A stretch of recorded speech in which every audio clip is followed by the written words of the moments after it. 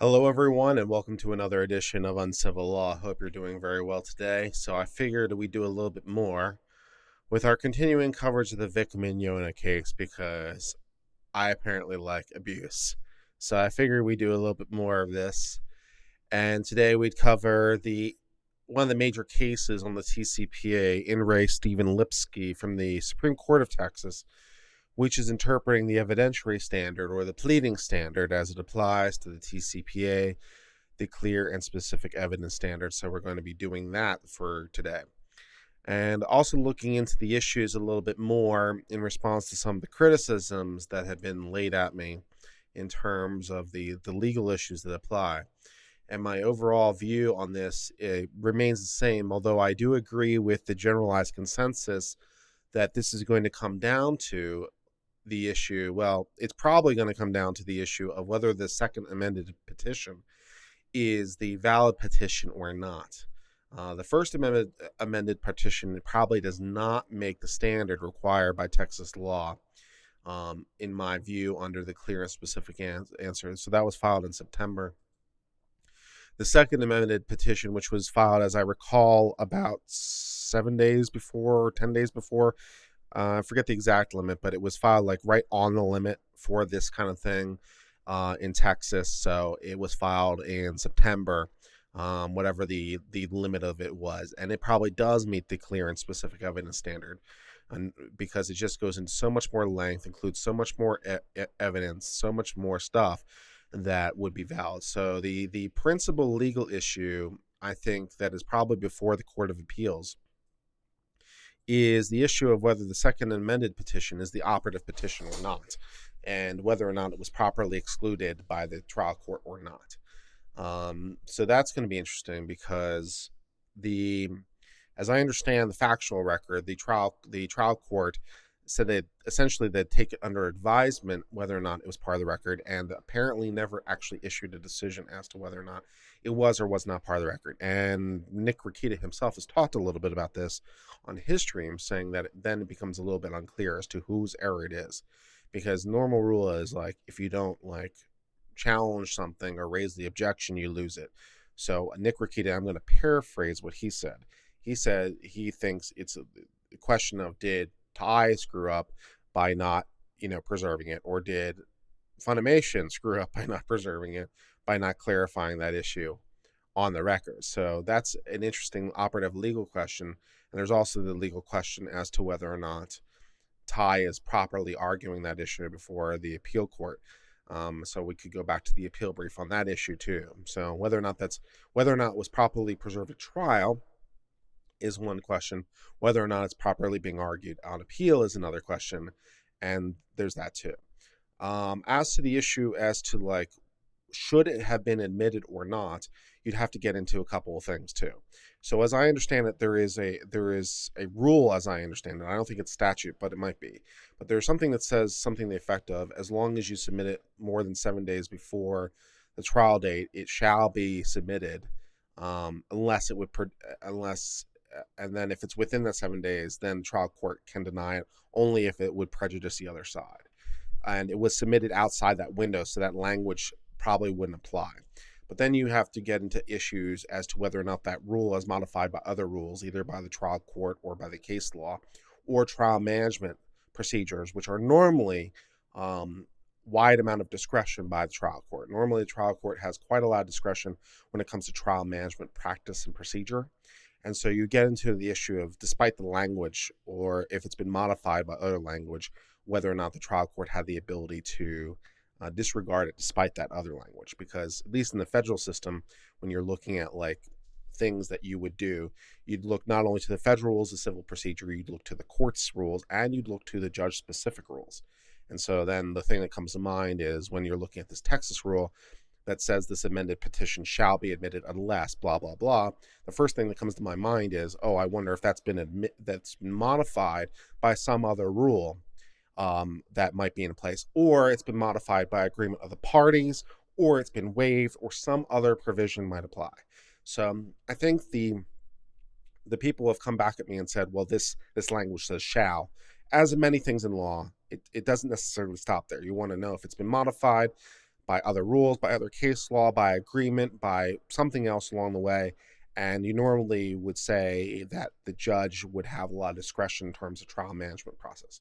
So whether or not this second amended petition is the operative petition is a major legal issue. If it is the operative legal petition, or then Vic probably should have won his TCPA. If not, then probably not. So then you have to get into the issues of whether it was properly excluded or not. And Hascrack is right that they never excluded it nor included it specifically. That is also my factual understanding. And so the question is to what that means legally is exactly the issue that Rakita was talking about, and the issue as to one of the issues that could be properly argued on appeal. But I thought it'd be interesting to actually go to the clear and specific evidentiary standard from this case in Ray Stephen Lipsky, because I'm not familiar with this language. This is language that's that I haven't seen because it's Texas specific. And this case does a good job, as one would expect, because it's from the Supreme Court of Texas, laying out the evidentiary pleading standards and what this language means, and how we should understand this language and what it is, and how it relates to the prima facie case. Because when a lot of people have been saying, well, all you have to show is a prima facie case. That's both true and not, because it's not, you have to show a prima facie case, meaning on its face, but you have to show a certain standard level. And so the question is, prima facie at what level?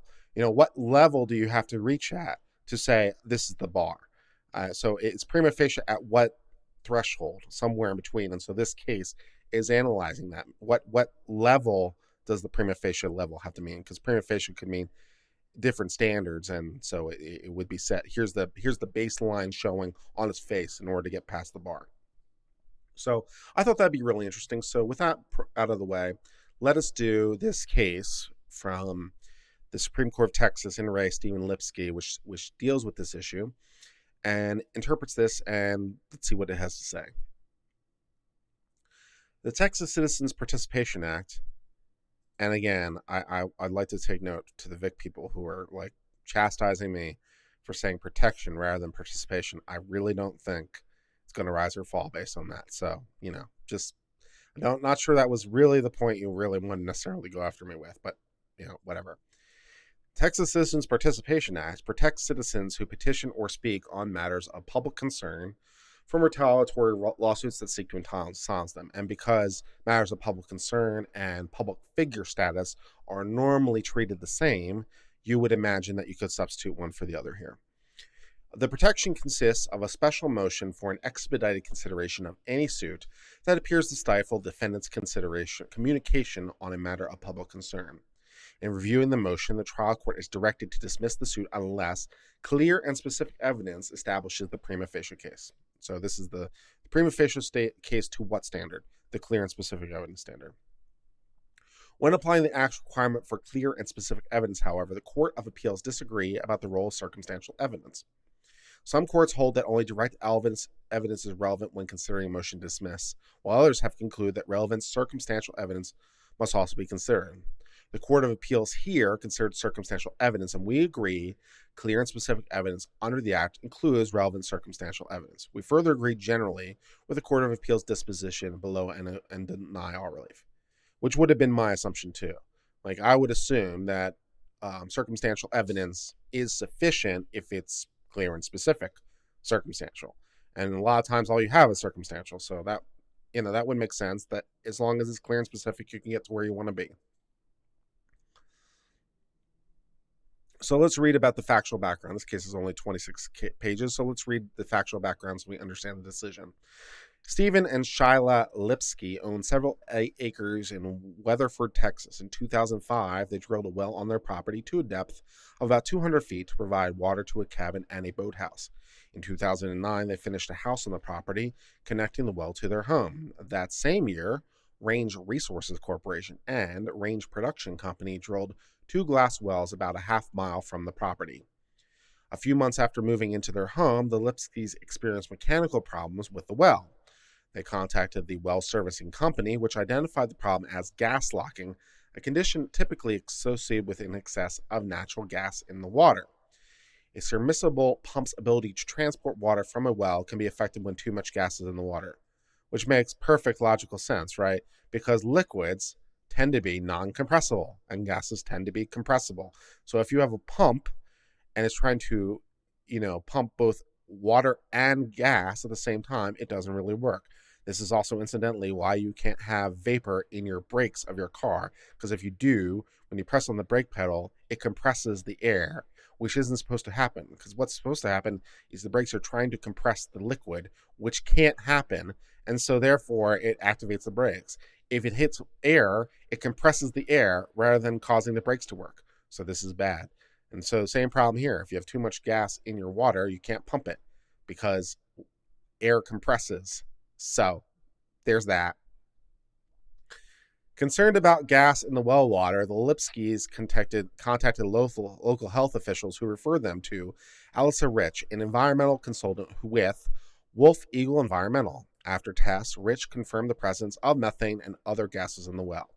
About this time, Lipsky made a video of himself lighting gas escaping from a garden hose attached to his well. I've seen photos of that from faucets before too. Not super encouraging. To produce this effect, Lipsky connected the hose to a vent on his water well. He shared the video with the Environmental Protection Agency and the media, which reported on the flammable nature of the water. He also complained about the gas in his well to the Texas Railroad Commission. Lipsky's own investigation led him to believe that Range, the oil and gas operator closest to his property, had some responsibility for contamination, which seems logical. They're in operation right next to your place. They deal with oil and gas, so it's logical that they might be bleeding into your system, sure. Both the EPA and Railroad Commission began investigating Lipsky's complaints. The EPA initially concluded that Range Productions' activities had contributed to the gas in the well water and the situation could be hazardous. The federal agency ordered Range to provide Lipsky's potable water, drinkable, and to install explosive meters at the property. Super. The Railroad Commission completed its investigation a few months later. Although invited to participate, the Lipskys declined. The commission therefore concluded the operations in the area were not the source of the contamination. The Lipskys immediately denounced the Railroad Commission's decision and continued to blame the Range, pointing to the EPA. So the EPA and the Railroad Commission have conducted some investigations and come to contrary conclusions. So that, makes sense. The Lipskys thereafter sued Range and others involved in developing the residential area. As to Range, they alleged that its fracking operation were negligent, grossly negligent, and a nuisance. They asserted the Range operations contaminated their water well, causing the water to become flammable and their home uninhabitable. Range answered the suit and moved to dismiss all claims as an improper collateral attack on the ruling. So by way of example, when we talk about collateral attack, in any given lawsuit, there are methods of appealing, right? So you normally go through courts of appeal. But once a decision in a particular chain is final, it's final.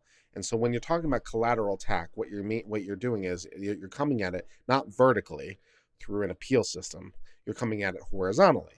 You're coming at it from another case. So you're trying to attack the decision in one case, not through appeal vertically, but you're trying to attack it horizontally by another case trying to attack the decision. So that's called a collateral attack. Courts do not like this. Courts do not like collateral attacks. They are extremely disfavored. Because if you want to appeal. But once a decision's final, it's final. There's a whole bunch of case law on this and a whole bunch of providential reasons to do that. So it's like saying, this is an improper collateral attack. You didn't participate in this. It's a decision we've reached, and that decision is final, and you can't come at it from the side. If you're unhappy, you should have protested through the vertical channel rather than through the horizontal channel. So that's a collateral attack. Range also filed a counterclaim against the Lipskys and a third-party claim against Rich, the environmental consultant, alleging defamation, business disparagement, and civil conspiracy. The Lipskys and Rich responded by moving to dismiss the counterattack as improper attempt to suppress the freedom of speech rights guaranteed by the Constitution and the TCPA. The trial court granted the Range motion to dismiss, agreeing that the Lipskys' claims were an improper collateral attack. So it's saying, the trial court is saying, look, this is an improper collateral attack, so you can't do this way. Fair enough. The court declined to dismiss the claims against the Lipskys and Rich by denying the motions to dismiss under the TCPA. The Lipskys and Rich attempted to do an interlocutory appeal from the latter ruling, but the Court of Appeal dismissed for want of jurisdiction. The court, however, allowed the challenge to proceed as an original proceeding. Okay, so let me see if I make sure I understand this correctly. So the court is denying the merits of the lawsuit on the collateral attack. So they agree onto the merits of the lawsuit as to the collateral issue. So they're saying, that decision is final. We can't do that. And then there's the separate TCPA. And so it was as a attachment to the original thing. So it was dying because the original thing died. And so the Court of Appeals said, okay, we're going to dismiss this because we can't consider it because the TCPA, it was an ancillary issue to the lawsuit that was also dismissed for because of the collateral attack issue. But we're going to help you out. We're going to convert the TCPA loan into a case unto itself. So we're going to convert it into its own cause of action so it doesn't die along with its companion, so we can hear that. So that makes sense. Okay, fine. Meanwhile, the EPA withdrew the administrative order against Range without explanation. Well, the EPA does what the EPA does, right? The Court of Appeals thereafter determined the TCPA required the dismissal of the claim against Lipsky's wife, Sheila, and her environmental consultant, Rich. The trial court had abused its discretion in not dismissing those claims. So the trial court was wrong to dismiss the merit claims, but not dismiss the slander claims. So, that makes sense. The court further determined TCPA did not require dismissal of all the claims. The Court of Appeal granted mandamus relief, which is writ of mandamus, which is basically lower body, do your job, to the wife and the consultant while denying similar relief to Lipsky, prompting both Lipsky and Range to seek mandamus relief, which makes sense because they both lost, right? So they're both seeking relief because they both lost. Nice. In the respective petitions, Lipsky argues the TCPA required the trial court to dismiss all the claims, while Range argues the TCPA did not require dismissal of any claims. Of course so. The Range petition, on the other hand, concludes the Court of Appeals abused its discretion to Lipsky's wife, in part because the TCPA did not require it. Fine. The TCPA.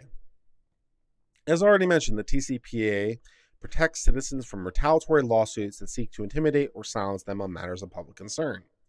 The Act provides a special procedure for the expedited dismissal of such suits. A two-step process is initiated by a motion of a defendant who believes the lawsuit responds to defendant's valid exercise of free speech. Under the first step, the burden is initially on defendant movement to show, by preponderance of evidence, that the plaintiff's claim is based on, relates to, or is response to an exercise of freedom of speech, right to petition, or right of association, your First Amendment rights.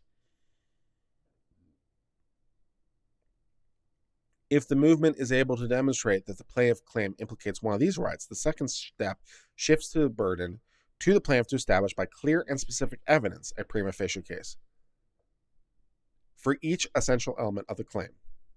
So we have to show clear and specific evidence for every claim, right? That makes sense. Every claim is a claim unto itself, so every claim has to be evaluated on its own merits. So we have to find clear and specific evidence in order to establish the prima facie case for every single claim. Okay. In determining whether the plaintiff claim should be dismissed, the court is to consider the pleading and any supporting or opposing affidavits, which goes directly to the issue of what is the pleading, and the supporting and opposing affidavits goes directly into the issue of whether the second amended petition should have been the one the court should have considered. Because if it's the first amended petition, then I think Vic loses. If it's the second amended petition, Vic's probably should win. So it goes directly to that issue, like what is the pleading that is operative here. Moreover, the motion to dismiss ordinarily suspends discovery, although statute leaves possibility for limited discovery for good cause as it relates to the motion itself. Within defined time limits, the court must then rule on the motion and dismiss the plaintiff's claim if defendant's constitutional rights are implicated and the plaintiff has not met the required showing of a prima facie case. Determination is made promptly, ordinarily within 150 days of the underlying legal action. Fine. In this proceeding, only the second step is at issue. The question of whether the plaintiff has met its burden of establishing by clear and specific evidence the prima facie case, which presumably is the only issue here in the Vic case as well, which goes directly to the issue of which one is pending. The parties disagree about the evidentiary burden the language provides. Lipsky argues the phrase clear and specific evidence elevates the evidentiary standard, requiring range to produce direct evidence as each element of its claim. Well, I don't think that's right. I don't think that's correct. I agree that it elevates the evidentiary standard, but I don't think it elevates it in that way. It elevates it as to the quantum, but not the nature of it. So you need more than you otherwise would, but you don't need more of a specific kind, would be what I would interpret it to mean. So I think it is an elevated standard, or I would say it's an elevated standard, because we haven't gone far enough to the court decision to see what the court said. But if you ask me, I'd say, oh, it is an elevated standard, but it's wrong as to say, oh, you need of a particular kind. That's wrong. You just need more of it, not different kinds of it, would be my argument. Range, on the other hand, argues circumstantial evidence and rational inferences may be considered in determining whether clear and specific evidence exists. And the prima facie case requirement does not impose a higher or unique evidentiary standard. Well, again, this might get into the technical aspect of whether you consider it to be an evidentiary standard or a pleading standard. So I know whether you call it an evidentiary standard or a pleading standard, I think it is heightened. That would be my argument. If you want to call it pleading rather than evidentiary, fine, but I think it is elevated. Otherwise, what's the point of the language? Some courts focus on the requirement of clear and specific evidence have interpreted the statute to require a heightened evidentiary standard, unaided by inferences. Okay. Implicit in these decisions is the assumption that circumstantial evidence is not sufficiently clear and specific to satisfy the statutory burdens. Yeah, I wouldn't agree with that analysis.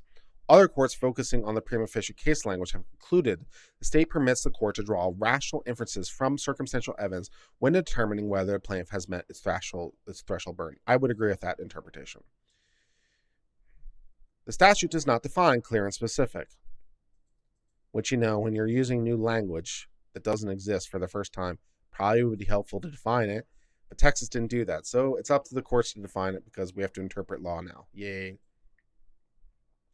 The courts have interpreted the phrase to impose a heightened evidentiary standard that purportedly found support in case law. Sure. The courts invariably rely on two cases predating the act for the proposition that clear and specific evidence means evidence unaided by presumptions, inferences, or intendiments, which I don't know what that word is. Intendiments. Okay. Both claims involve fraud claims. In McDonald, the trial court granted summary judgment on the fraud claim, and the appellate court affirmed, concluding no material fact issue existed as to one or more of the claim's essential elements. The court noted that summary judgment could not be reversed on the presumption of fraud, but rather required the existence of a fact issue raised by more than mere conjecture. Well, I agree that you need more than mere conjecture. That's not what circumstantial evidence is. Circumstantial evidence is not the same thing as conjecture. So I would definitely agree that mere conjecture is not going to work. That I would agree to. As appellants claim of fraud, the burden was on them to raise a fact issued as an existence by competent evidence. This burden could not be discharged in the absence of showing all the evidence of fraud were present. Mere conjecture or evidence which does not necessarily tend to that conclusion is insufficient. Well, I agree with half of that. I agree as to mere conjecture. Evidence does not necessarily tend, may be insufficient, but it depends on what it is, because admissibility of evidence and the ultimate proof of the evidence is two different questions. So you can have many facts in isolation that don't necessarily tend to it, and in combination might. So I agree as to mere conjecture, and I don't really agree to the other half. So, okay. Charges of fraud must be established by clear and specific evidence, unaided by presumptions, inferences, or intendiments. Yeah, I would disagree with that. Until or unless fraud is proved, the presumption is in favor of the fairness of the transaction. Specific acts of fraud must both be alleged and proved by applicants in response to a motion for summary judgment. The context establishes that the court was not attempting to define clear and specific evidence to exclude circumstantial evidence or require only direct evidence to create a fact question. Such a definition, of course, would be erroneous, since it's not the intent to defraud is not susceptible to direct proof. and invariably must be proven by circumstantial evidence. Well, probably. You're unlikely to have direct evidence. Yeah, you probably need circumstantial evidence, I would imagine. Yeah, I guess you could have direct, but yeah. Similarly, the court in a different case did not define clear and specific to exclude circumstantial evidence, but instead said fraud could not be inferred from vague, indefinite, and inconclusive testimony of interested witnesses. Well, again, it would depend on how much it is, because I think it's a quantum issue, right? Which we're familiar with in different kinds of law. So, like in a criminal case, you ultimately need a quantum of beyond a reasonable doubt, right? So there's some quantum necessary to meet the burden. So the burden is higher than it would be in a normal case because we said clear and specific, and it has to mean something. So it's an issue of is there enough evidence together that would get you where you want to be? That's the issue, I think. So yeah, vague, indefinite, inconclusive testimony may or may not be clear and specific. It depends how much there is, I suppose, in the plaintiff's claim again. Because normally we look only to the plaintiff's claim, the plaintiff's pleading, and any attachments. So the question is, did plaintiff provide enough evidence to meet the prima facie case under whatever this elevated thing is? That's at least the question in my mind. Let's see if Texas agrees with me, I guess. Circumstantial evidence can, of course, be vague, indefinite, or inconclusive, but is not so by definition. Rather, it's simply indirect that creates an inference to establish the central fact. It's admissible unless the connection between the fact and inference is too weak to be of help. So basically, yeah, it's admissible unless it's so attenuated it wouldn't be, which is fine because then basically you're back to speculation. Sure. The common law has developed several distinct evidentiary standards, but none of these standards categorically reject the use of circumstantial evidence.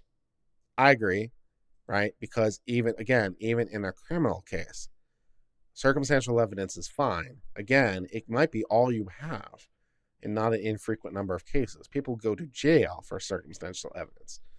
It's just an issue of the quantum and the issue of whether it's beyond a reasonable doubt in the case of the criminal case.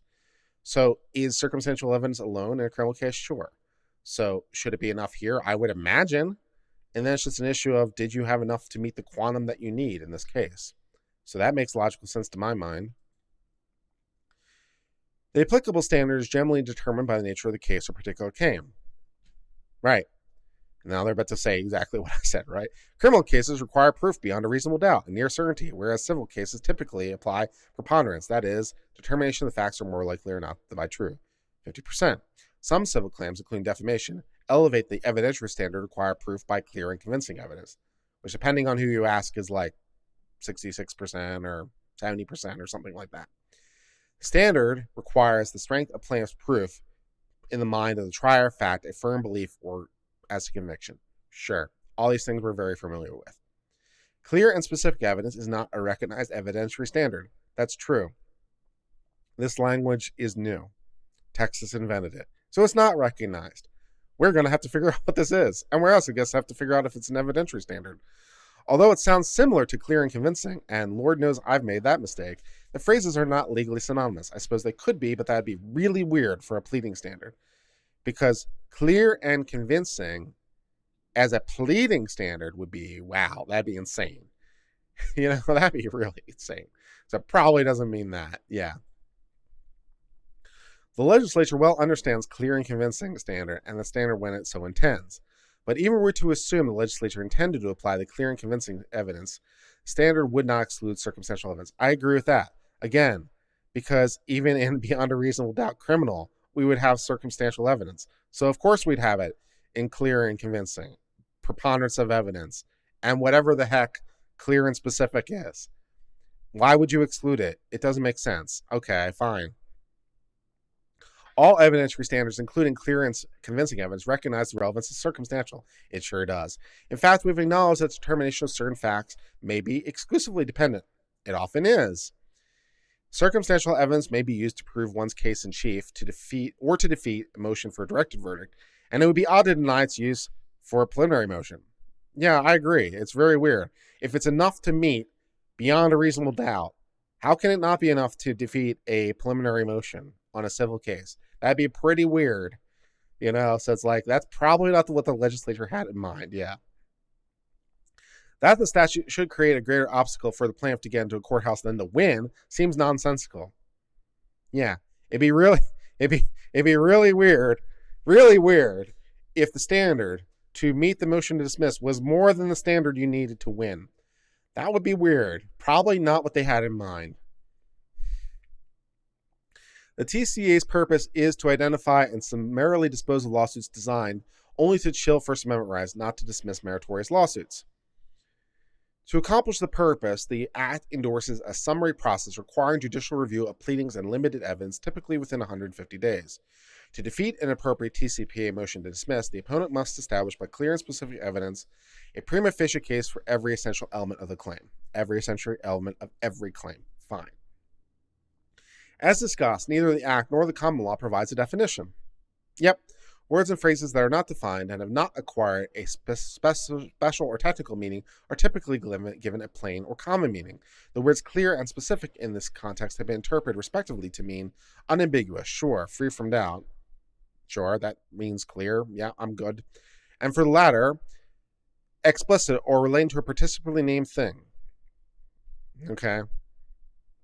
I'm comfortable with that. The statute, however, requires not only clear and specific evidence, but also a prima facie case, which to me doesn't really change things, because then we're just saying, what is prima facie, right? What is prima facie? What do you need for prima facie? And again, it would, at least to my mind, it's an issue of what standard do you need at what level. So again, if we were talking about a criminal case, we'd be talking about indictment, right? And the question might be, you need a prima facie case for an indictment, or even an arrest, right? So in criminal law, you'd think about a prima facie case for arrest. You'd think about a prima facie case for indictment. You'd think about the prima facie case to convict, right? This is you can think about it this way. And so you need different things at different levels, or the prima facie case to get a search warrant, right? So the prima facie case to get a search warrant is much less than prima facie case to get the arrest warrant, is less than the prima facie case to get the indictment, is less than the you get the idea, right? So we need more and more evidence at different kinds of states. So what prima facie means at any given stage might be different. And so what is prima facie here? What do we mean by prima facie? What level are we talking about when we talk about prima facie? We need enough to meet this threshold. What's the threshold? That's a relevant question, at least to me. Okay, it refers to evidence sufficient as a matter of law to establish a given fact. Yeah, that's kind of what I said, right? It's the minimum quantum of evidence necessary to support a rational inference that the allegation of fact is true. Yeah, I'm on board with this. That's fine. Yeah, we need the minimum quantum to support rational inference of truth, to clear and specific. Fine. The TCPA's direction that the claim should not be dismissed if a party bringing a legal challenge establishes by clear and specific evidence for each established element of the claim, thus describes the clarity and detail required. Okay, fine. So you could view that not as a evidence standard, but as a pleading standard. So that's fine. That sounds more like a pleading standard than an evidentiary standard. So it's not about the amount of evidence, but it's about the detail you need, right? So when we're looking at the Mignogna case, for example, in the initial original pleading from Vic, we had a bare bone notice pleading, right? And so that would not be sufficient to pass this threshold under TCPA, because the level that you need for the bare bone pleading for your normal run-of-the-mill case is not the same that you would need to pass a TCPA case, which again was kind of one of my criticisms of Ty's original filing, because if you know the TCPA is coming, and how can you not? At least if it were me, I would probably put in the original pleading the stuff to meet the clear and specific. Can I put in the stuff for the bare bones pleading? Sure. But if I know the TCPA is coming, why wait? It's not like anyone's going to be surprised. I know what they're going to do. They know what I'm going to do. So why not just save us all a bunch of time? It's I'm not really giving them anything extra. The only reason to do it is as a tactical advantage. And I don't really see the tactical advantage in waiting. Because they know it, I know it. Why, what's the tactical advantage of waiting? I don't really see it. So I would have been inclined to try to meet this standard in the first instance because I know what's coming, so why not? So that was a criticism of mine in the original pleading, but okay. Courts are further directed to make determination early in the proceedings, typically based on pleadings and affidavit. But the pleadings that might suffice in a case do not implicate the TCPA may not be sufficient in the TCPA case. Yeah, that's what I just said. I always like it. I always like it when I say something and then the court says it 2 sentences later. It's very validating. It's very validating when I say something and then 2 sentences later the court says the same thing I just said. Because it's like, oh, yeah, this is what I do. The court just said the same thing. I'm like, yay, I must be on the right track. Because 2 sentences later, they just said what I said. Yeah, the pleadings that might be sufficient in your normal run-of-the-mill case for your normal bare bones notice pleading may not be sufficient in your TCPA. Yeah, bingo. That's exactly what I would think. Our procedural rules merely require that the pleadings provide fair notice of the claim and relief. In your typical case, yes. Even omission of an element is not fatal if the cause of action may be reasonably inferred. Yes, in your typical notice pleading, we're pretty generous. We don't require a lot. Moreover, under notice pleading, a plaintiff is not required to set out in his pleadings the evidence upon which he establishes to rely. True. But TCPA requires that on a motion, the plaintiff present clear and specific evidence. Which again, at least for me, would be like, why just do it in the first place? I know the TCPA is coming. I don't really see the advantage in waiting. Why not just do it? And if I missed something or I need to supplement it more after they give me the TCPA response, that's fine too. So it's not like I'm stuck with it, but why not just try to hedge it off at the pass? It makes me look like I know what I'm doing. And, so anyways.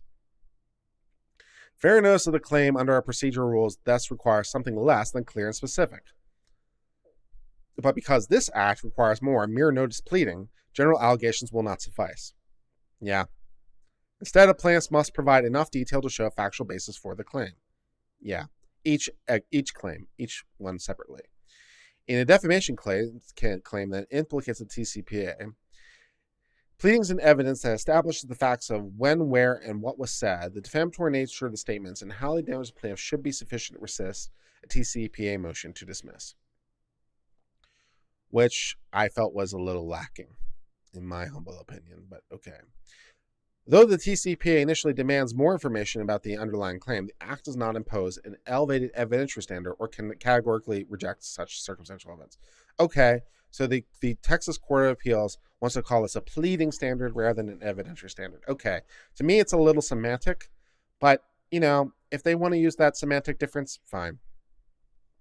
In short, it does not impose a higher burden of proof than required of the plaintiff trial. Okay, we accordingly disapprove of those cases that interpret the TCPA to require direct evidence of each element. I would be fine. Yeah, that makes sense. Without understanding the Act, we turn to the pleadings and evidence of this case.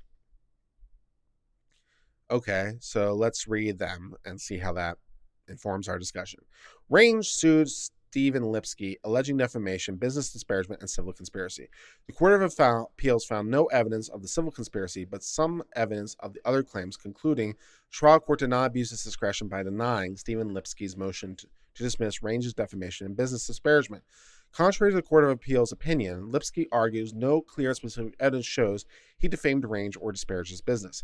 He concludes the trial court should have granted his motion to dismiss. Business disparagement and defamation are both similar in that they involve harm from the publication of false information. The respective torts, however, serve different interests. Whereas Defamation Act chief serve to protect personal reputation, business disparagement protects economic interests. Business disparagement or injury falsehood applies to derogatory publications about economic interests. The tort does not seek to redress dignity harms, but rather redress aspirations cast on the commercial products. Okay, that's interesting. I don't know that would necessarily be the same in every state or under federal law. I would think that you might view it as a dignity-based issue, but they say it's an economic issue. Okay, that's interesting. That kind of expands my understanding of the law. Interesting. A corporation or other business entity that asserts a claim for defamation may assert an addition or alternative claim for business disparagement if it seeks to recover economic damages for injury. Impugning one's reputation is possible without disparaging its commercial interests and vice versa. Impugning one's reputation in a false or misleading way without damaging the commercial interests. I'll take the court's word for it. Depending on the circumstances, then, a plaintiff may have a claim for defamation or business disparagement or both. Well, if they're saying that a business would have a defamation claim and a business disparagement claim, depending on whether it's reputation of the business or economic of the business, then I'm on board. Then I'm on board with what they said above. That's fine. To defend against Lipsky's dismissal motion, Range's burden under the TCPA was to establish, by clear and specific evidence, a prima facie case. To prevail on the business disparagement claim, they must establish some stuff. Lipsky contends the trial court should have dismissed the business disparagement claim because no evidence established his remarks caused any special damages. The Court of Appeals disagreed. It concluded that the affidavit from Range's senior vice president was sufficient proof of damages at this stage to defeat the motion to dismiss.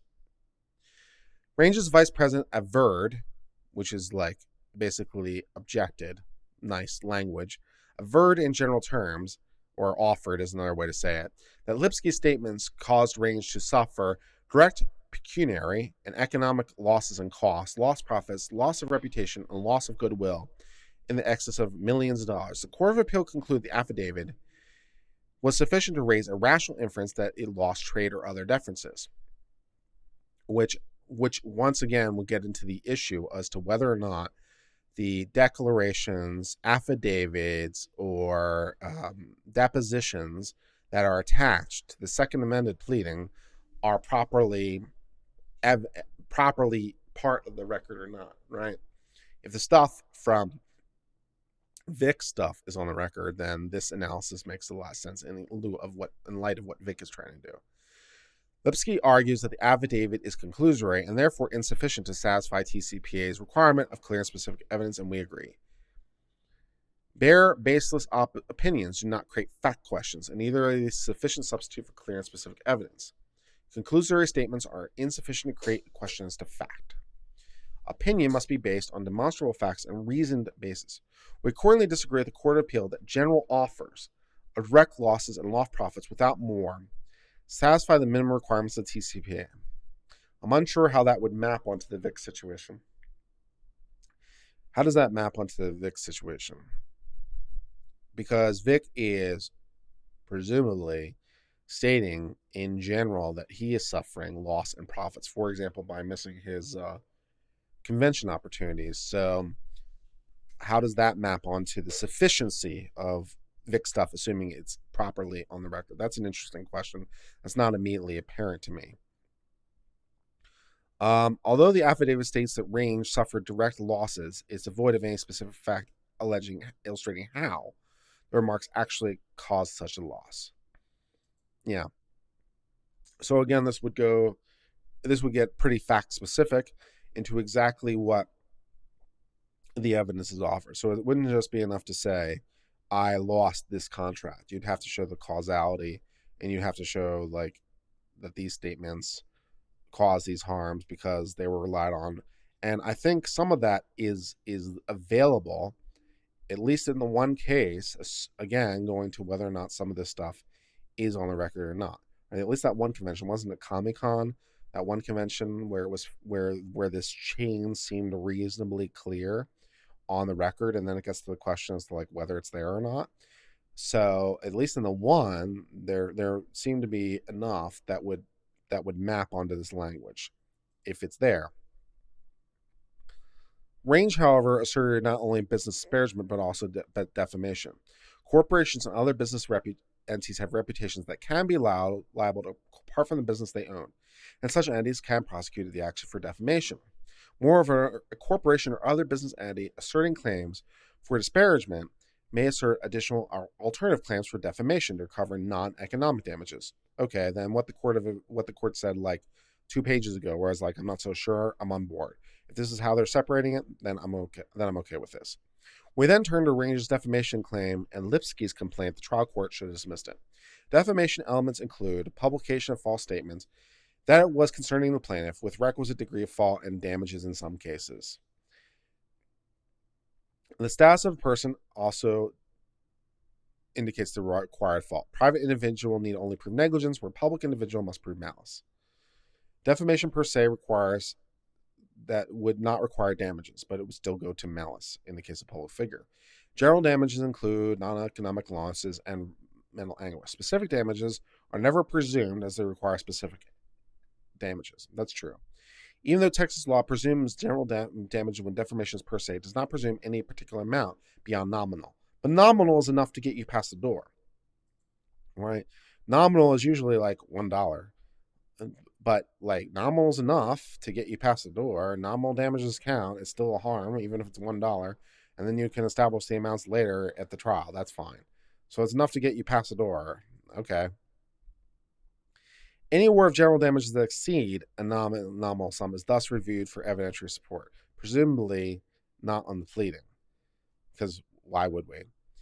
Lipsky complains that the trial court should have dismissed the defamation claim against him because Range failed to establish the defamatory nature of the statements. The Court of Appeals listed the following published statements as potentially defamatory. Range's dwelling went under Lipsky's house while admitting the range well was over a mile below the surface. So defamation by admission. Okay. Lipsky's well no longer pumped water when it actually could. Lipsky's had found unnatural detergents in the water. They could not live in their home, although they continued to do so. They eventually owned Lipsky's home, which implied that they were responsible for contaminating it, politically powerful, and prevailed with the Railroad Commission through corruption. And the Lipskys did not participate in. Which, by the way, as an aside, like even if it's like a kangaroo proceeding, you probably should participate in things because of the kind of reasons like this. Like if you don't show up and you don't participate, you kind of can't complain about the result, even if it was going to be rigged against you. So you have to kind of show up and participate. So then you can say, it was rigged against me. If you don't show up, it's like, well, you didn't show up, so what does it matter that it was rigged against you? I've seen court decisions like that. So as a general rule, you'd want to participate in these things. The Lipskys could literally light their water on fire, and the water was unsafe, and the drilling operation contaminated the water. And the Range treated Lipskys like criminal. Lipsky argues the statements are not defamatory either because they are true, do not explicitly refer to Range, which, defamation by implication and all, are unverifiable statements of opinion or are statements subject to a bona fide dispute. Lipsky made these statements to media and his family and friends, as well as EPA and a whole bunch of other people. It is well settled that the meaning of publication, thus where it's false or defamatory, depends upon a reasonable person's perception of the entirety of the publication, not merely individual statements. Right. So you do have to look to the entirety of it, both for good and bad, which is both helpful and not, depending on what your point of view is, right? So, for example, where Funimation had its tweets, where it was saying some things, which in isolation are not defamatory, in combination probably are, or at least arguably are. And it goes the other way, too. So, to the extent the Vic would be like looking at a statement in isolation as defamatory, you have to look to the entirety of like everything. So, yeah, it's a holistic analysis, not an individualized analysis when you're looking at defamation. So yeah, like that swings both ways. While some statements may in isolation not be actionable, and looking in the entirety, the gist of the statements were Range were responsible, and vice versa. Some of the statements may in isolation be actionable, but in the entirety they wouldn't be. So exactly flipped, depending on the context. The commission's investigation coincided with the EPA. After Lipsky complained to the Abilene District Office about gas. That month, the commission collected water and gas samples, asked Range to test the mechanical integrity of its wells, and further obtained a gas analysis from Range for comparison with the wells. After comparing, the Abilene District Office found that they had distinct characteristics, but the commission nonetheless continued its investigation. Fine.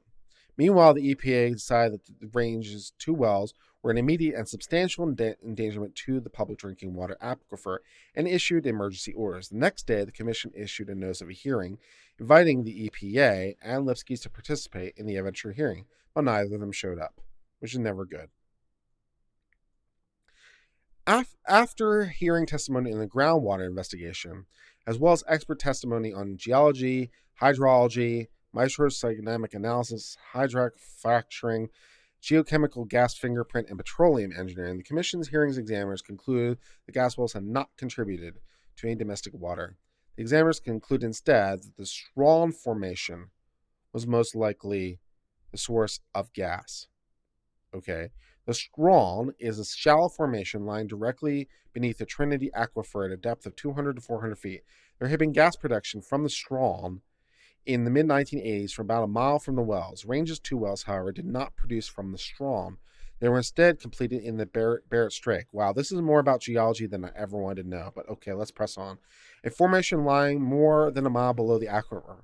And although Range used hydraulic fracturing of the Barnett Shell to extract gas, the examiners found this caused no communication with the aquifer, as nearly a mile of rock remained between the highest fracture point and aquifer.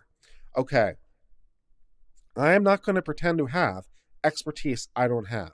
At some point in this paragraph, my mind did a dummy dump.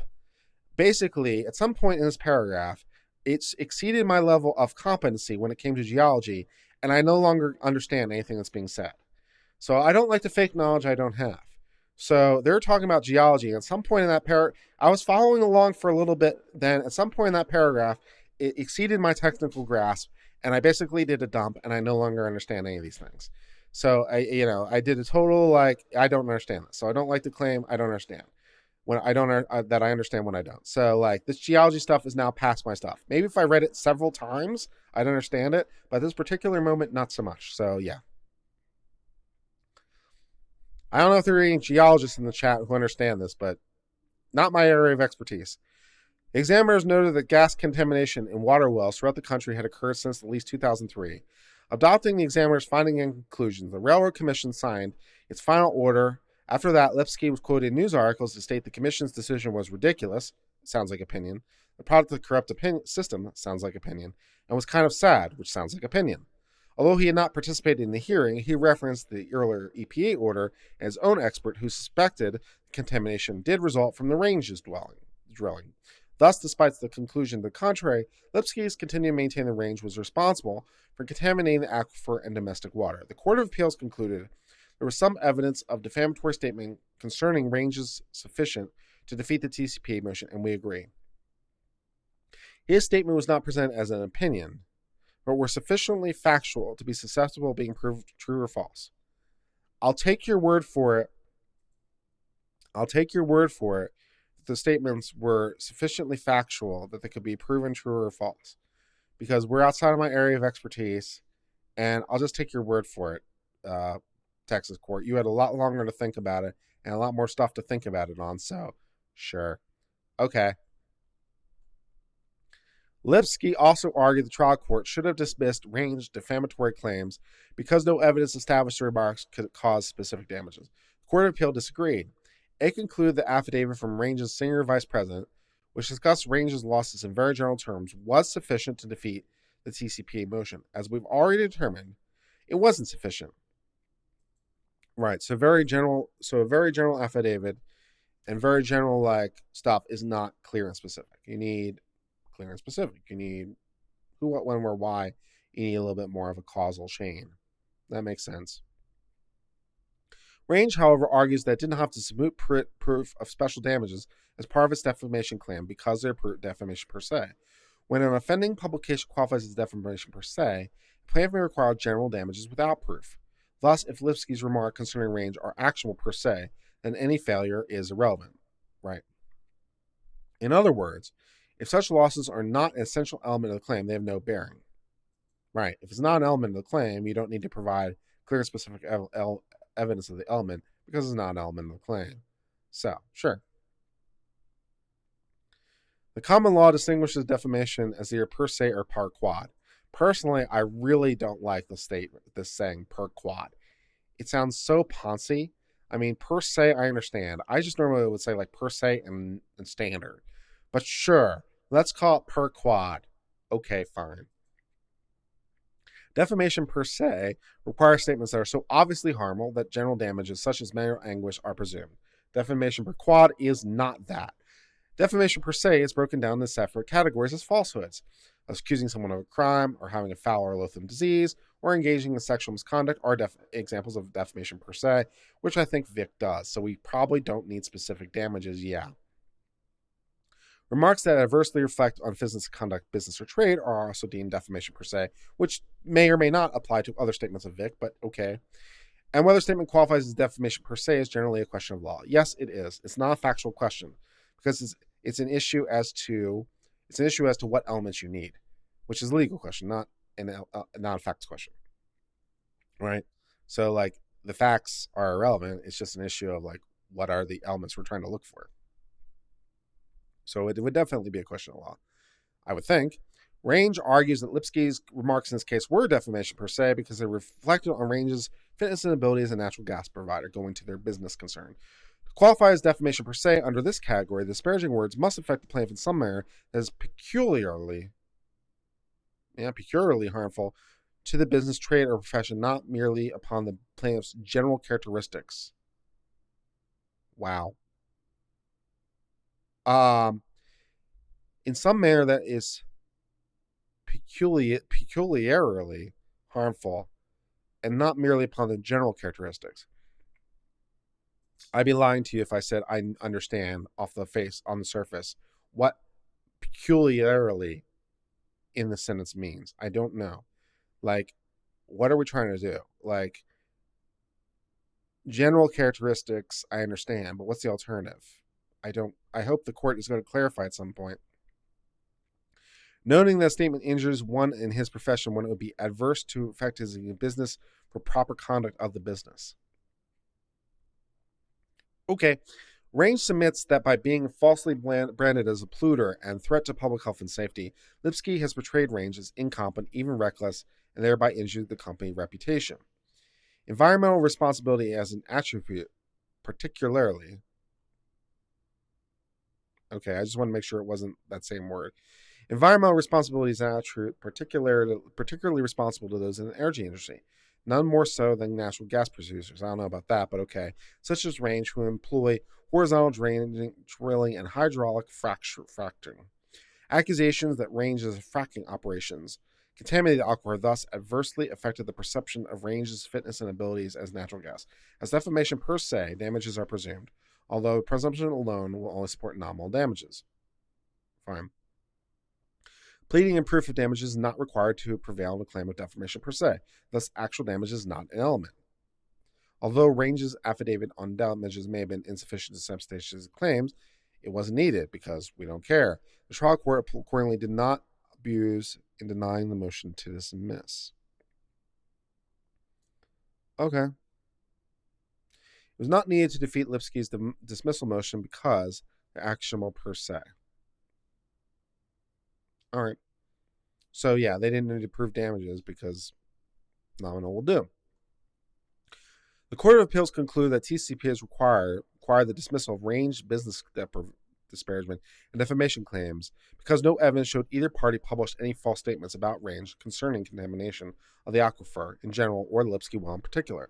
The court also concluded TCPA required the dismissal of Range's civil conspiracy claim because no evidence established Lipsky and Rich agreed to defame Range, an essential element of the civil conspiracy. And at this point, I say to myself, where is the Discord for Vic? Because that would have been super helpful. Because I'm not even sure on the amended. Well, I don't know.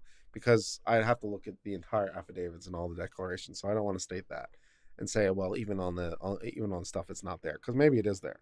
But like the Discord would have been super, super helpful.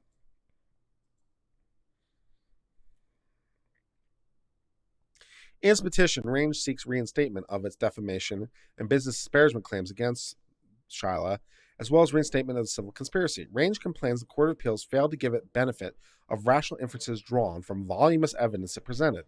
It argues that Rich had a history of publicly blaming drilling in general, and Range in particular, for contaminating the environment. She devised a strategy to get the EPA to investigate Lipsky's contamination claim, which she documented in an email. Range further complains that Rich played a role in the distribution of Lipsky's misleading garden hose video in furtherance of conspiracy to defame. Okay, I'm not sure how misleading it can be, but fine. The court observed, however, that Rich, although mentioning Lipsky's video to the EPA, had not used it to mislead the agency, but rather explained the hose had been attached to the well vents. The court found no evidence that Rich participated in distributing the video to media or contributed to media reports about water being lit on fire. The Court of Appeals considered evidence that Rich alleged predisposition, but concluded it was not clear and specific that conspired with that occasion. The court further considered email document regarding the strategy found it to be not evidence of conspiracy to defame. Instead, the court observed the email focused on contamination, and on executing a plan to trigger an investigation. Excuse me. Trigger an investigation rather than blaming. So yeah, if the strategy goes to lawful activities such as informing relevant governmental authorities, I think it's fine. We agree no clear and specific evidence established a prima facie case that Lipsky or Rich published any defamatory remarks concerning Range or conspired with Lipsky to publicly blame Range for contamination. The Court of Appeals accordingly did not abuse its discretion in holding TCPA required dismissal of Range's claim against Lipsky and relevant to all parties. The respective petitions are denied. Okay, so that makes sense. So basically, clear and specific, we're going to say is an elevated pleading standard rather than an evidentiary standard. Fine, and we're going to go to you have to show the specific things, and we're also going to say very clearly that your bare notice pleading is not enough for TCPA. I mean, the Supreme Court said that explicitly, which again is kind of one of the reasons I wouldn't have filed it in the first place. But okay, so you need more. So like as to the defamation counts for Vic, for example, you would have wanted to show each statement that is relevant, like and who said it and what to what effect. But then of course we get into the public figure status. And so even if Vic argued and showed that stuff, you next get into the question of the public figure and whether or not he proved malice. Now there was that case Khan, which I read the other day, which says, is the way I read Khan. The way I read Khan, it says that if the person who's making the statement would have firsthand knowledge of its truth or falsity, then you can even presume the falsity. So, according to Khan, the way I read it is like, if for statements that the person would inherently know themselves because it directly happened to them, or it was directly said to them, so they would know, at least arguably, that they were lying, you can even presume falsity. And then you'd have to get into like whether or not that was done. It was definitely not done in the second amended petition, or apologize, rephrase. It was definitely not done in the original petition. Whether it was done in the second amended petition, I don't know, because I haven't read the thing because it's like 400 pages. But you'd want to show that. So you want to say who said what to when, and you want to show the either under Khan or some other analysis why the falsity can be presumed or it's otherwise established. So again, it wasn't there in the original, but it might have been there in the second amendment because it's like 400 whatever pages, or in its declaration. So did Vic meet that threshold? And then under the tortious interference, again, at least in the original petition, it didn't really delineate it, and I didn't see it well delineated in the motion to dismiss oral arguments. I didn't see it there. If it's in the second amended petition, then maybe. Because what I'd want to do is I'd want to say for each of the potential contracts for the prospective interference, or each of the existing contracts for the ongoing interference, for the tortious interference, I want to say each contract specifically, what are the contracts, what are the evidence of the contract, like the agreement or whatever, the date and time of that contract, and what activity interfered with it, and show some causality. And you can do that through the affidavits or whatever. At least wasn't well done. In my view, in the oral argument on the motion to dismiss, whether it was done well in the second amended, I don't know. It wasn't done well in the original, but maybe it was done in the second amendment, which goes to this issue of whether the second amendment is. So, all that stuff. So, I think I have to revise down my estimate for Vic losing. I've been estimating about a 70% chance Vic is going to lose. I'm going to have to revise that down to about a 60% chance Vic is going to lose because of this open issue on whether or not the second amendment is part of the record or not. Who had the burden to like raise that issue to the court once it said we considered it, whether it's there or not, and whether like any sort of rule of the court or case law or agreement between the parties or waiver prevents that second amendment from being considered. So that would be like a whole bunch of stuff that we get into the fact specific stuff, and also the degree to which it's being well raised on the appeal. So I might have to go back and reread the appeal brief, because when I read the first time, I didn't really get a good sense that those issues were being raised, but maybe they're being better raised. So I think I have to revise it down to about 60%. That Vic is going to lose. So it gets into these issues and how well it's argued. I think it's going to be a really interesting oral argument. I may go to it in person now that I live in Texas. So maybe for those of you who want to meet me in person and yell at me in person about my lack of understanding of Vic, you can yell at me in person. I appreciate you being nice about it, but I'll be there. So it'll be interesting. I think I have to revise it down because if the second amended petition is the operative petition, then I think the trial court messed up. And if that issue has been preserved properly, which again, even Rakita wasn't sure that it was, but if that issue is preserved properly and it's being raised properly on appeal, then the odds of Vic going up would win. Then they would flip completely. So if you assume the second amended is the operative petition, then the trial court screwed up and Vic should win. But obviously that's a big if. It goes into like not only the rule about the second amendment and when it has to be filed, but modifications, waivers, agreements, and also the inherent right of the trial court to manage trials, which are pretty raw generally, and any sort of statements that they made. Because as I understand it, the trial court made a statement of some variety, and again, I could be wrong, but the trial court made a statement of some variety that they wouldn't allow any new evidence as of a particular date. And then Ty tried to backdoor this in through a rule that said that if you file this petition within so many days, then it shall be admitted. But then I want to know whether or not the trial court's statement about you can't bring in new evidence after this date would modify that shall rule.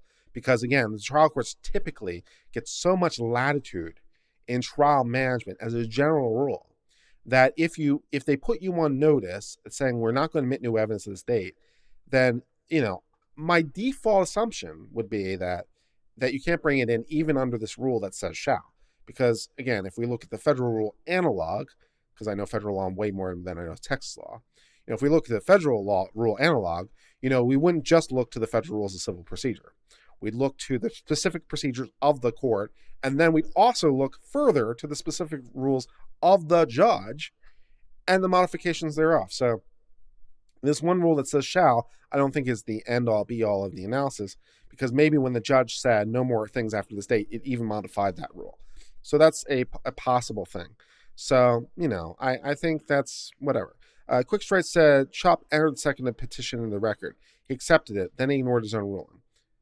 Okay, that wasn't my understanding, but if Chop said, I'm entering this, and it's on the record, and he accepted it, well, okay, let me modify that even more. All right, trial courts typically are not bound by their own decisions, for better or worse. You can get into reasonable expectations of people. You can get into the promissory element of it, but as a general rule, courts are free to revisit their own rulings. Courts are free to revisit their own decisions. So even if the court said, I'm entering it, it may be legitimate if the court then at some later point said, no, I've changed my mind and I'm striking it or whatever. So I don't know the degree to which that happened, but even if he at one point said it's in, he might have said, now it's out. And, again, you'd go into the issues as to whether or not that's legitimate or something. But trial courts are not typically bound by their own decisions. They typically are allowed to reevaluate things. So it's a possibility. And as Matthew points out, the Supreme Court of the United States is not bound by its own decisions. But trial courts are not bound by their own evidentiary decisions, not bound by their own stuff. They can reevaluate things at any time, which makes sense, right? Because if they were to exclude something that should be brought in and you bring it to their attention, the court thinks about it, it's no, I should have brought that in, I made a mistake. And it can go the other way. So I brought it in and someone said, no, you shouldn't have brought it in. The trial court says, I made a mistake. I shouldn't have brought that in. So they, even if they said at one point it's in, they could later say out and vice versa. And so we get into that. So I don't know whether or not he ignored his decision or modified his decision or stuff, but that gets into some fact specific stuff. So interesting. So it's going to get into the degree to which it is or is not, and the court's ability to not allow it. And if it also gets into the fact that the first amended or the original, excuse me, was improperly notarized, and I can see a court like penalizing you for that. So basically, like not admitting it because of that, that might be like not an abuse of discretion issue. So you get into like, and of course, the standard we're trying to reach on appeal is some version of either clear error or abuse of discretion, both of which are pretty high standards. So as a general proposition, the standard of clear error or abuse of discretion is so high that you just assume the trial court's not going to be overturned, because it's probably not, unless you assume more. So yeah, Chubb was very wishy-washy on a number of things. Seems like he never made up his mind. Well, that could be very well the case. And if the record is unclear as to like what is and what is not there, and Ty makes that argument well, then that would be a basis alone to not necessarily reverse the trial court, but to remand it, just to like clear up the record. If the record is unclear as to what's in and what's out, the Court of Appeals doesn't necessarily need to reverse. They could just remand and say, it's not even clear what the record is, go fix it so we can figure out what the record is. So you can see that happening too. So that's a possibility. But yeah, I figure right now I'm going to give Funimation a 60% chance of winning, based on where we are. And we'll see if that gets further modified. And as I said, I mentioned this on another stream, but I'll mention it here. I did email Nick Rikita. He said in a live stream he'd get back to me. He has not gotten back to me. I have nothing against him if he ultimately decides not to do something with me. I don't think I'm really entitled to anything except some politeness and civility. So if he chooses ultimately not to do something with him, no harm, no foul. But I do want to let people know I reached out to Nick, because a lot of people were asking me, why don't you reach out to Nick Rikita? I did reach out to Nick Rikita. And, if he chooses to have a discussion with me, fine. If not, that's fine. He has a lot of other things to do. He may not want to talk to me. He may want to talk about other stuff other than this issue. So it may or may not happen. If it doesn't happen, no harm, no foul. I don't really think I'm entitled to anything except civility. But I do want to let people know I reached out to Nick, and we'll see if, something happens as a result or not. Should be an interesting discussion if it does. So we'll see if that discussion further modifies my mind on the issue and the likelihoods. So we'll see what happens. And I look forward to this appeal. I think I will go in person. It should be fun. I guess I'll have to go early because there's so many of you guys. I want to get a good seat in the courtroom. So yeah. But until later, my friends, yeah. We're putting pressure on getting you on. Well, I don't want you to put pressure on Nick. I don't. Again, Nick, in the live stream where Nick Rikita acknowledged receiving my email, he said about like 20 minutes later, I don't think he was referring to me when he said it, because he had moved on. But he said, like, how people badger him and think like you're entitled to someone's time, and you're just not entitled to someone's time. And so I don't think he was talking about me specifically when he said that. But all the same, I acknowledge the point. I don't think I'm entitled to his time. He can ignore me if he likes. If he responds to me, the only really thing I think I'm entitled to is if he responds to me, he does it nicely. If he says no, I'd appreciate like him not like cursing my name and calling me an idiot and like, degrading me. So the only thing, because I'm trying to reach out to him like as a professional. So the only thing I think I'm really entitled to is a little courtesy in that respect. But I don't think I'm entitled to his time. So if it happens, it happens. If it doesn't happen, it doesn't happen. No harm, no foul. I would still like the guy. I really liked his last legal analysis too on the issue. It's like, there's some things where he's saying, I'm like, oh, there's some clever ideas here. Whether or not Ty will take those ideas or not, who knows? But we'll see. But it could be fun. You think you're a lawyer and entitled to civility? Yes, I do. I do think I'm entitled to civility. In the courtroom too. I am not the client. And lawyers typically are very civil with each other. They typically. So yes, I think I'm entitled to civility. We're entitled to a little professionalism in our lives. Yeah. No, that was about a couple people trying to demand that was? Really? Wow. Okay, well, if Nick himself was saying directly that people were yelling at him to let me on his show, and therefore, like, he was saying, like, no one's entitled to his time. Wow. Okay, you guys need to be more respectful of Nick. Okay? You guys need to be more respectful of Nick. All right. He has his own show. He has his own things he wants to talk about. You need to address him with a certain level of professionalism. If he's saying that people are being demanding of him, I don't approve of that. I don't want anyone to be demanding of him because no one has the right to demand anything of him. Except again, perhaps a little bit of professionalism and a little bit of courtesy in terms of politeness. But beyond that, I don't think I'm entitled to his time. I don't think I'm entitled to appear. I don't think he's entitled to appear on my thing. If I said I don't want to talk to Nick Rakita, if I said I don't want Nick on my channel ever, like, I think I can do that. I think I can be nice about it, but it's, I think it's within my discretion. But, if he thinks that, that's fine. Don't be demanding of the guy. Geez, give him some breaks. Yeah, I know he's busy. I know he's busy. I understand he's busy. I'm not taking any of this personally. I understand he's professional. I understand he's busy. I understand he has a lot of other things to do. He has a family. He has a practice. He has a lot of other things going on. I understand he's busy. I'm not taking any of this personally.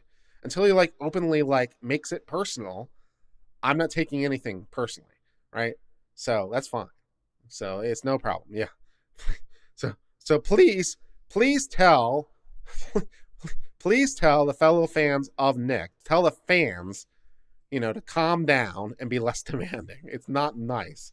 I don't want people to be demanding of me, and I don't want people being demanding of him. Don't be jerks. If it happens, it happens. But anyways, yeah, we'll see how. One was a kick vicar. I am not a kick vicar. The idea that the kick vicars are pushing to have me on, I find mildly hilarious. I'm not a kick vicar. I don't know what that means. I don't know what the implications of that are. It's like, is this really the world? Is it really the world where I'm either I stand with Nick or a kick vicar and there's nothing in between? It's like, I don't really want to be on either of these teams. I want to be a neutral observer. I didn't know who Nick Rakita, or I didn't know who Nick Rakita was. I didn't know who Vic Mignogna was before any of this started. I didn't know who Monica was. I didn't know who Fundamation is. I don't know who any of these people are. I have nothing against any of these people or for any of these people. I am a neutral observer. I'm just trying to reach a neutral decision. So I'm not part of the Kick Vic crew.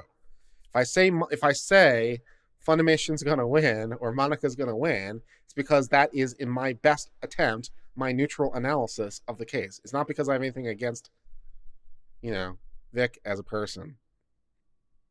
I was demanding they be allowed on. Well, either way, they need to chill the hell out. So yeah, they need to chill away out. He's still wanting to do a two-way panel, Second Amendment. Well, if he wants to do a Second Amendment, by two-way, do you mean Second Amendment or do you mean Second Amended? Do you mean a panel on the Second Amended petition or do you mean on the Second Amendment of the Constitution? If you mean the Second Amendment of the Constitution, I want in on that. I have a lot of subject matter expertise on that. I have a lot of subject matter expertise on the Second Amendment. I've been a legal advisor for a couple different gun rights groups, and I've a lot of subject matter expertise on that issue. So I'd like to be on that panel. So I definitely want in on a Second Amendment gun rights panel. I can bring my credentials to bear as a former board director of Students for Concealed Carry. I can bring my credentials to bear as a legal advisor of the Virginia Citizens Defense League, which is the group that ran the rally in Richmond. That group that ran that rally, yeah, I'm a legal advisor to that group and executive member, and I've been to that rally 8 of the last 10 years. So I'm a patron member of the NRA. I'm pretty familiar with Second Amendment stuff, so that'd be fun. If we want to have a panel discussion on the Second Amendment to the Constitution, I want a piece of that. I definitely want a piece of that one. Yeah. I definitely want a piece of that panel discussion. So I might be slightly more insistent on that one. Please let me on your panel. So, yeah. All right, guys. I'm going to sign off for now. I'll see you guys later. Bye.